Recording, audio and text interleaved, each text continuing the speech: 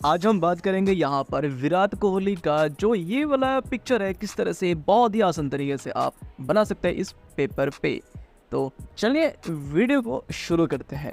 सबसे पहले हम इस तरह से ग्रिड बना लेंगे, नहीं आता है तो लिंक डिस्क्रिप्शन पर है, देख लेना। उसके बाद बॉक्स हम यहाँ पर सिलेक्ट करेंगे, ऊपर से 3, नीचे की तरफ से C, 3C। जो ये पर्टिकुलर बॉक्स है, इसी बॉक्स से हम ड्राइंग स्टार्ट करेंगे।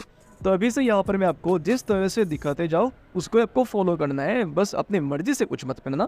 जिस तरह से आपको यहाँ पर दिखा रहा हूँ उसको ही आप अच्छे से देखो, फॉलो करो और आपको भी एक विराट कोहली का परफेक्ट आउटलाइन मिल जाएगा। तो वीडियो को अच्छे से देखो और वीडियो पसंद आता है तो सब्सक्राइब जरूर कर देना।